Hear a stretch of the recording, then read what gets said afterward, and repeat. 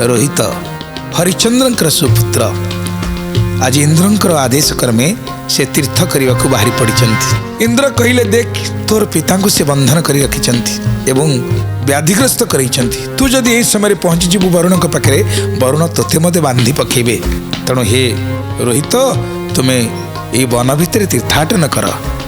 आज से अमृतमयी कथा को परसी दौरान सुखदेव गोस्वामी रोहित कौन कले पुणी ग्राम को इच्छा करे आसंते इंद्र तनिबारे। गोविंद गोविंद गोविंद पदुगळुछि मकरंद एक द्वितीय त्रिचतुर्थे पंचम वर्षे ताकु पथे। गोविंद गोविंद गोविंद पदुगळुछि मकरंद वृद्ध ब्राह्मण रूप धारी ग्राम गमने विघ्नकारी। गोविंद गोविंद गोविंद पदुगळुछि मकरंद षड बरस बने थिला अनेक तीर्थ से भ्रमिला। गोविंद गोविंद गोविंद पदुगळुछि मकरंद सप्त बरसे निज ग्रामे मिलिला जाई तीर्थाश्रमे। गोविंद गोविंद गोविंद पदुगळुछि मकरंद शुणिला जिगर्त मुनि बिकिबा अर्थे पुत्र तिनी। गोविंद गोविंद गोविंद पदुगळुछि मकरंद काहंक पासे से मिलिला मध्यम पुत्र को किणिला। गोविंद गोविंद गोविंद पदुगळुछि मकरंद। बोले सच्चिदानंद भगवान की जय। जेतबले से इच्छा करिसेंती ग्राम को आसवा पाई देवराज इंद्र विभिन्न रूप धरी तांको अटकेइचंती। एमंते इंद्रर वचने रोहित तीर्थ करे बने से बण भितर रोहित बुलुचंती पुणी ग्राम को इच्छा करे आसंते इंद्र ता निबारे। से जेतबले ग्राम को आसवा को इच्छा करिसेंती इंद्र सेतबले तांको पाखरे पहुंची तांको बारण करिसेंती नाही नाही ग्राम को जीवा ठीक हेबनी तू एठी तीर्थ कर तू जमा ग्राम को जाना। प्रथम वर्ष द्वितीय वर्ष तृतीय वर्ष चतुर्थ वर्ष पंचम वर्ष एमती प्रति वर्ष थे तार इच्छा हुए मुझे जीवी गाँव को बुली आसबि जमती से बाहर इंद्र विभिन्न रूप धरी बाट अटकाती।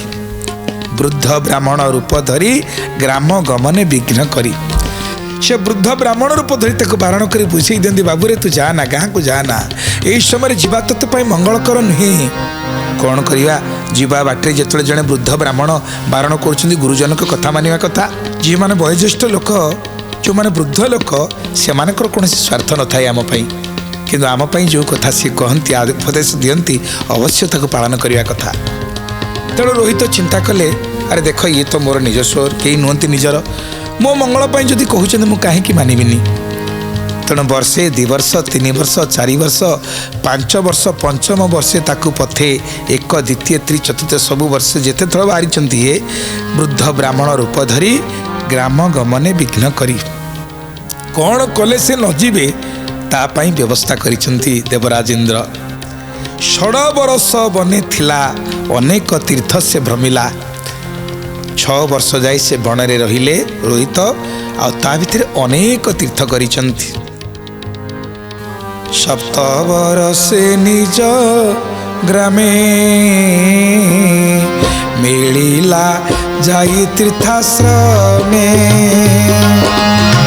गोविंद गोविंद गोविंद ପଦୁ ଗଳୁଛି ମକରନ୍ଦ। ଯେତେବେଳେ ସପ୍ତମ ବର୍ଷ ହେଲା ସେ ତୀର୍ଥ କରି କରି ନିଜ ଗ୍ରାମରେ ଯାଇକରି ପହଞ୍ଚିଲେ। ସପ୍ତ ବର୍ଷ ନିଜ ଗ୍ରାମେ ମିଳିଲା ଯାଇ ତୀର୍ଥାଶ୍ରମେ। ତ ନିଜ ଗ୍ରାମକୁ ଯାଇ ବିଭିନ୍ନ ତୀର୍ଥ ଆଶ୍ରମ ଭ୍ରମଣ କରି କରି ପହଞ୍ଚିଛନ୍ତି। ଶୁଣିଲା ଅଜିଗର୍ତ୍ତ ମୁନି ବିକିବା ଅର୍ଥେ ପୁତ୍ର ତିନି। ସେହି ସମୟରେ ସେ ଶୁଣିବାକୁ ପାଇଲେ ରୋହିତ ଅଜିଗର୍ତ୍ତ ମୁନି ବୋଲି ଜଣେ ମୁନି ଥିଲେ, ତାଙ୍କର ତିନୋଟି ପୁଅ। ସେ ଚାହୁଁଛନ୍ତି ଯେ ପୁଅ ତିନିଟାକୁ ବିକିଦେବା ପାଇଁ।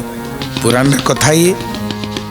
ତ ସେତେବେଳେ ମଧ୍ୟ ପିଲା ବିକ୍ରି ହେଉଥିଲେ ଯେ ଅଜିଗର୍ତ୍ତ ମୁନି ତିନୋଟି ପୁଅକୁ ବିକ୍ରି କରିବାକୁ ଚାହୁଁଥିଲେ। ତେଣୁ ତାଙ୍କ ପାଖରେ ଯାଇ ରୋହିତ ପହଞ୍ଚିଛନ୍ତି। ତାହାଙ୍କ ପାଶେ ସେ ମିଳିଲା ମଧ୍ୟମ ପୁତ୍ରଙ୍କୁ କିଣିଲା। ସେ ଯେଉଁ ତିନୋଟି ପୁତ୍ର ଥିଲେ ଅଜିଗର୍ତ୍ତ ମୁନିଙ୍କର, ତାଙ୍କର ମଧ୍ୟମ ପୁତ୍ରଙ୍କୁ କିଣିଛନ୍ତି ରୋହିତ। ସେ ପୁତ୍ର ସୁନ ସେଫ ନାମ, ସକଳ ଗୁଣେ ଗୁଣ ଧାମ। ଗୋବିନ୍ଦ ଗୋବିନ୍ଦ ଗୋବିନ୍ଦ ପଦୁ ଗଳୁଛି ମକରନ୍ଦ। ବୋଲେ ଶ୍ରୀମଦ ଭାଗବତ ଭଗବାନ କି ଜୟ। ଅଜିଗର୍ତ୍ତ ମୁନିଙ୍କର ମଧ୍ୟମ ପୁତ୍ରଙ୍କର ନାଁ ହେଉଛି ସୁନଶେଫ। ସେ ସୁନଶେଫକୁ ରୋହିତ ନେଇ କ'ଣ କଲା? ନାଇଁ ନିଜ ପିତାଙ୍କ ପାଖରେ ନେଇ ଦେଲା। ବାପା, ଆପଣ ତ କରିଛନ୍ତି ମାନେ ବ୍ରତ କରିଛନ୍ତି ଯଜ୍ଞ କରିବା ପାଇଁ, ପୁରୁଷ ମେଧି ଯଜ୍ଞ। ଆଉ ମୋ ପ୍ରତି ଆପଣଙ୍କର ତ ଅତ୍ୟନ୍ତ ସ୍ନେହ ମମତା ସକାଶେ ଆପଣ ଆଜି ବରୁଣ ପାଶରେ ବନ୍ଧା ହେଇଛନ୍ତି। ନିଜେ ମଧ୍ୟ ବ୍ୟାଧିଗ୍ରସ୍ତ ହେଲେଣି।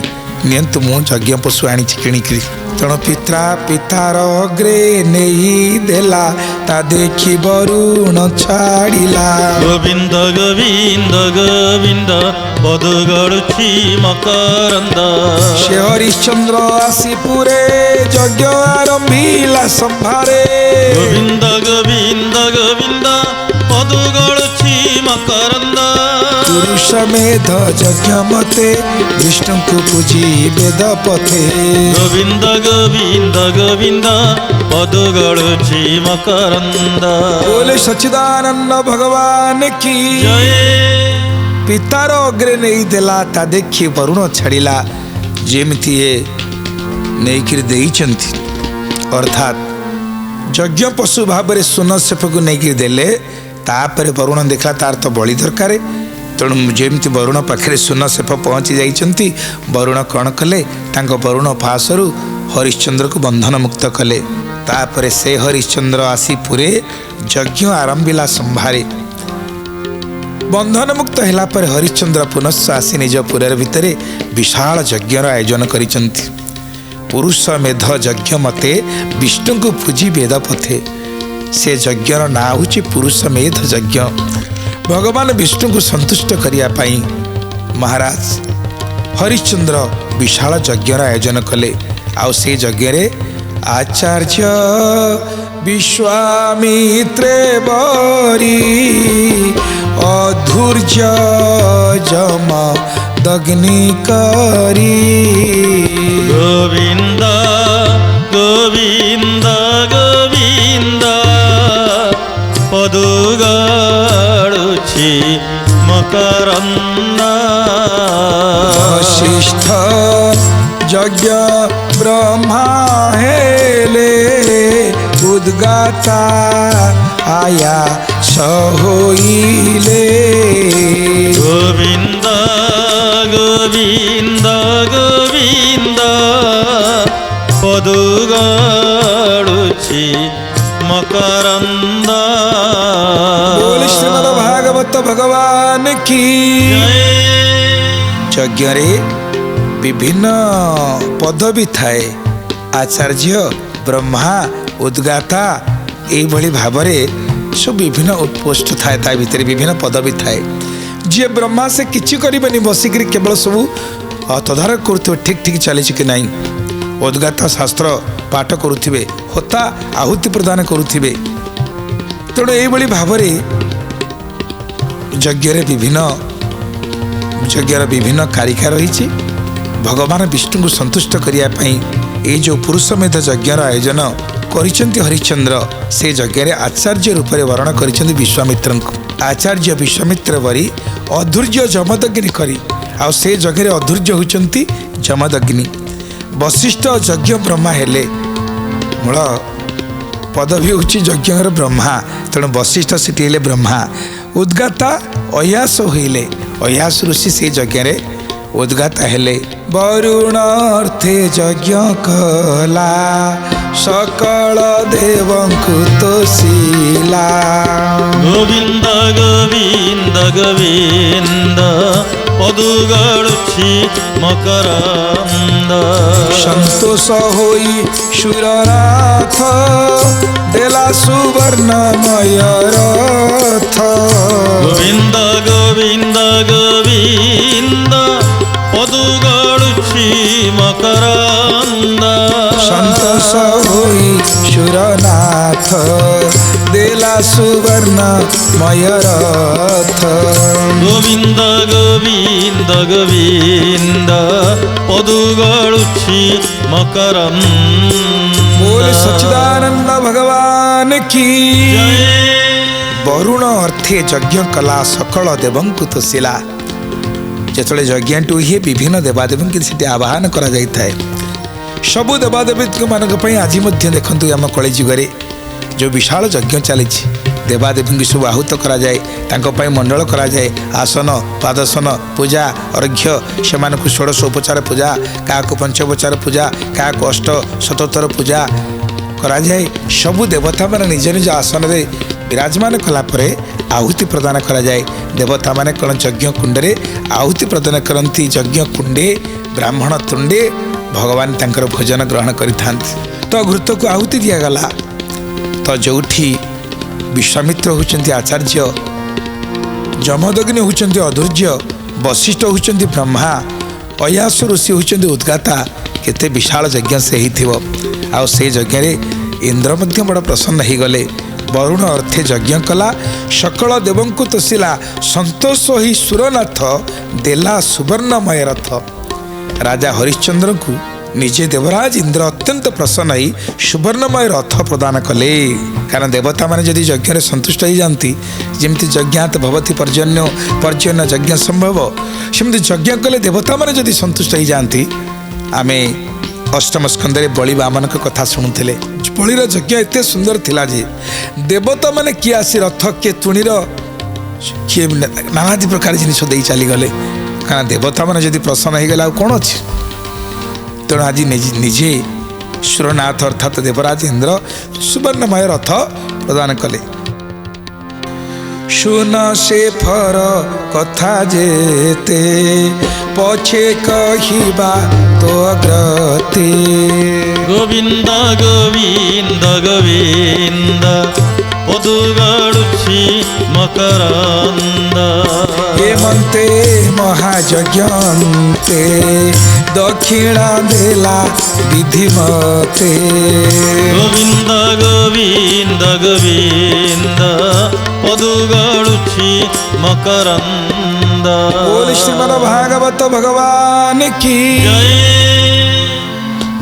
विधिहीन मसृष्टानं मंत्रहीन मदक्षिणं श्रद्धा विरहित यज्ञं तामसं परिउच्यते यदि यज्ञ ब्राह्मण मान को निमंत्रण करी यथोचित सम्मान पूर्वक दक्षिणा न दिया जाए से यज्ञ व्यर्थ हो जाए आजिकल आमे माने बड़ बड़ यज्ञ करुचे ना यज्ञ द्रव्य ठीक अच्छी ना कौ प्रकार व्यवस्था अच्छी निज अहंकार देखिक आम बड़ बड़ यज्ञ करिया बहुत यज्ञ करिया भल किंतु से अंततः शुद्ध जिनिस व्यवहार करने दरकार आमे 5 क्विंटल घी ढालिबा परिवर्ते 5 केजी घी हो किंतु ताहा शुद्ध गोमाता ठू आसी दरकार ब्राह्मण देवता मानक विनम्र भाव में प्रार्थना जदि आमे शुद्ध जिनिस दबा ताले फल निश्चिंत भल फल आउ आजिकाली जो दूषित पदार्थ जो प्रकार रासायनिक माने पदार्थ प्रस्तुत हो घी पर से भाई घी न ढाला आपंकर कल्याण हम जो घी को लिखाई केवल पूजापाई उद्दिष्ट ता माने ठाकुर किसी कहबेनि आम जा ना ता ढालिबा ता नुहे देशी गोमाता जार उच्च ककुद लंबा कमल अच्छी सी अल्प पचे क्षीर दौ अल्प टे घी दौ ଆଉ ଘିଅର ମାତ୍ରା ମଧ୍ୟ କମ୍ ହଉ କିଛି ଯାଏ ଆସେ ନାହିଁ, କିନ୍ତୁ ଶୁଦ୍ଧ ଘିଅ ହେଇଥିଲେ ମହାପ୍ରଭୁଙ୍କୁ ଆମେ କାହାକୁ ଦେଉଛେ? ମହାପ୍ରଭୁଙ୍କୁ, ଯେ ଜଗତକୁ ଯୋଗାଉଛନ୍ତି ଖାଦ୍ୟ। ଜଗତକୁ ଯିଏ ଯୋଗାଉଛି ଖାଦ୍ୟ, ଜଗତକୁ ଯିଏ ଯୋଗାଉଛି ଖାଦ୍ୟ, ତାକୁ କେ କିସ ଦେବ ନୈବେଦ୍ୟ, ତାହାକୁ କେ କିସ ଦେବ ନୈବେଦ୍ୟ। ବୋଲ ସଚ୍ଚିଦାନନ୍ଦ ଭଗବାନ କି ଜୟ। ଜଗତକୁ ଯିଏ ଯୋଗାଉଛି ଖାଦ୍ୟ, ତାହାକୁ କେ କିସ ଦେବ ନୈବେଦ୍ୟ। ମହାପ୍ରଭୁ ସମସ୍ତଙ୍କୁ ଜଗୁଛନ୍ତି। ଚିନ୍ତା କଲେ ସବକେ ଦାତା ରାମ, ଭିକାରୀ ସାରା ଦୁନିଆ, ସବକେ ପ୍ରଭୁ ରାମ, ପୂଜାରୀ ସାରା ଦୁନିଆ। ଆମ ସମସ୍ତଙ୍କୁ ଅନ୍ନପାଣି ବ୍ୟବସ୍ଥା କିଏ କରିଛନ୍ତି? ସେଇ ପରମାତ୍ମା ପରମ ବ୍ରହ୍ମ ପରମ ପିତା ଭଗବାନ ହିଁ କରିଛନ୍ତି। ଆଉ ଆମେ ଯଦି ତାଙ୍କୁ ବିଷ ଢାଳିବା ଫଳଟା କ'ଣ ହେବ? ଆମେ ଯଦି ତାଙ୍କ ପାଖରେ ଶୁଦ୍ଧ ପଦାର୍ଥ ଟିକେ ଦେବା ନାହିଁ, ଭଗବାନ ଯଜ୍ଞ କୁଣ୍ଡରେ ଗ୍ରହଣ କରନ୍ତି। ଆଜିକାଲି ବିଭିନ୍ନ ନାମୀ ଦାମୀ କମ୍ପାନୀ ନାମରେ ଦୂଷିତ ପ୍ରଦୂଷଣ କରିବା ଭଳି ଘିଅକୁ ଢଳା ଯାଉଛି। ତା ଅପେକ୍ଷା ଯେଉଁମାନେ ଗୋମାତାଙ୍କର ସେବା କରୁଛନ୍ତି, ଟିକେ ଉଚ୍ଚ ମାନେ ପଇସା ଅଧିକା ଟିକେ ହେବ, ରାଶି ଟିକେ ଅଧିକା ଦେବାକୁ ପଡ଼ିବ, କିନ୍ତୁ ଶୁଦ୍ଧ ଜିନିଷ ଅଳ୍ପ ହଉ ପଛେ କଲେ ଦେଶର ମଙ୍ଗଳ ହେବ, ଜାତିର ମଙ୍ଗଳ ହେବ, ବାୟୁମଣ୍ଡଳର ଶୁଦ୍ଧତା ଆସିବ। ଆଉ ଏ ପ୍ରକାର କୃତ୍ରିମ ଜିନିଷ, ବାରମସା ଜିନିଷରେ ଆହୁତି କଲେ କ'ଣ ହେବ? ଆମେ ବାୟୁମଣ୍ଡଳକୁ କ'ଣ କରୁଛେ? ନଷ୍ଟ କରିଦେଉଛେ। ଆଜିକାଲି ଧୂପକାଠି କଥା ଯଦି ବିଚାରକୁ ନେବା, ଆପଣ ଚିନ୍ତା କରନ୍ତୁ ତ, ସେ ଧୂପକାଠି ଯେଉଁ ପ୍ରକାର ରାସାୟନିକ ଜିନିଷ ଦ୍ୱାରା ତିଆରି ହେଉଛି, 20ଟା ସିଗାରେଟରେ ଯେତିକି ବାୟୁ ପ୍ରଦୂଷଣ ହେଉଛି, ଆଜିକାଲି ଅତି ବାସନା ହେଉଥିବା ଧୂପକାଠି ତାଠୁ କମ୍ ପ୍ରଦୂଷଣ ହେଉନି। କିନ୍ତୁ ପ୍ରକୃତ ଝୁଣା, ଗୋଗୁଳ ଇଏ ହେଉଛି ଆମ ଦେଶୀୟ ବାୟୁମଣ୍ଡଳକୁ ଶୁଦ୍ଧ କରିବା ପଦାର୍ଥ, ଦେବାଦେବୀଙ୍କ ଅର୍ଚ୍ଚନାରେ ଲାଗିଥାଏ। ତାକୁ ଛାଡ଼ି ଆମେ କୃତ୍ରିମ ଜିନିଷରେ ବ୍ୟବହାର କରୁଛେ। ସେଥିପ୍ରତି ସତର୍କ ରହିବା।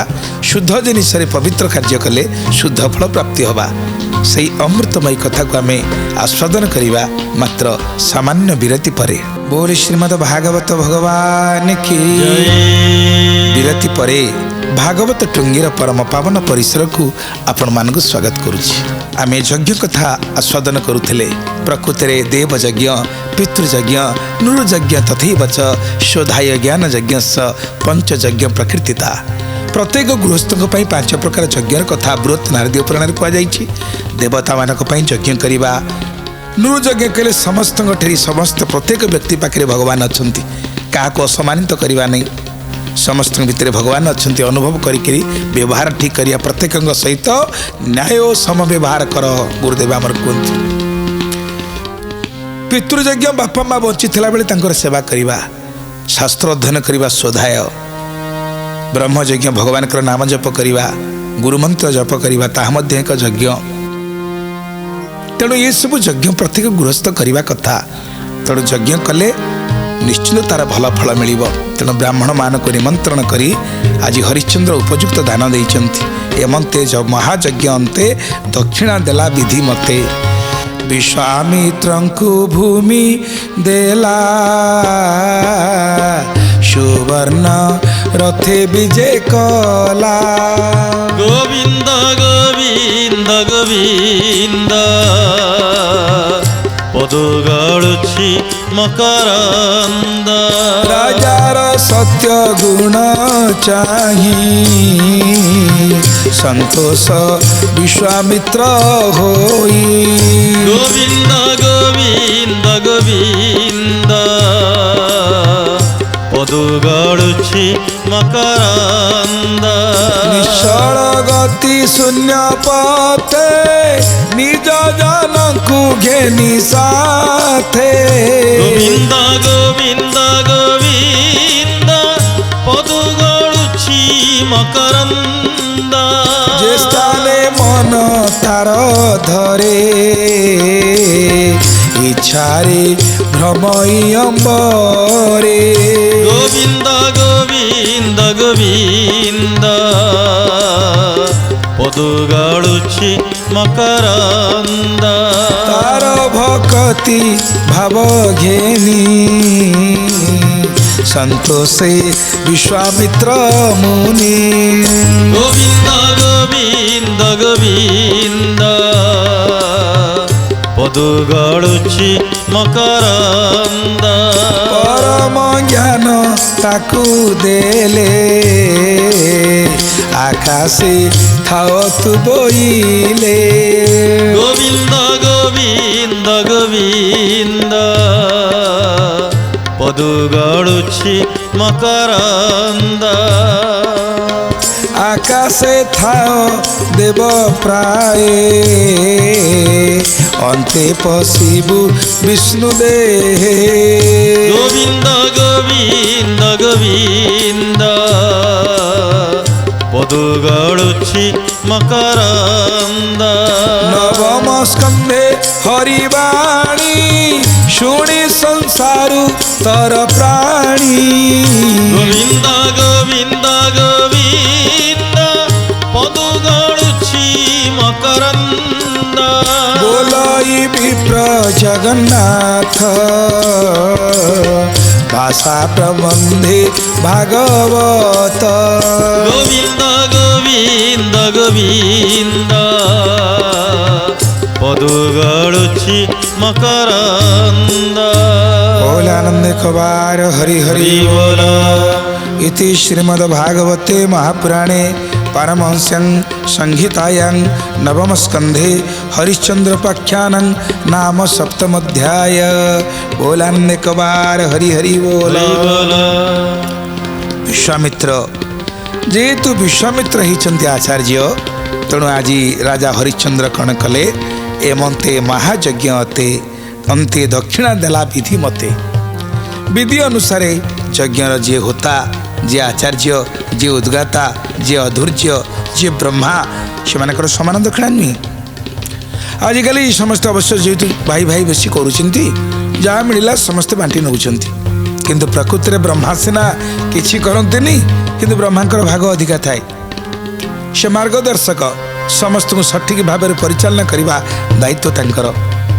तेणु विधि रे जहाँ जहाँ प्राप्य दवा कथा विश्वामित्र को भूमि देला सुवर्ण रथे विजय कला।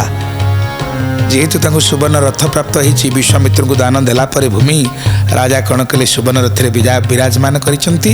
राजार सत्य गुण चाहिए संतोष विश्वामित्र होई राजा जेहेतु सत्य करते यज्ञ करी एवं करइले विश्वामित्र बहुत प्रसन्न हेले। निश्चल गति शून्य पथे निज जन को घेनी साथे जे स्थाने मन तार धरे इच्छारे भ्रमई अंबरे। से दिव्य सुवर्ण रथ उपर बसी महाराज आनंदरे स्वर्गे भ्रमण कले।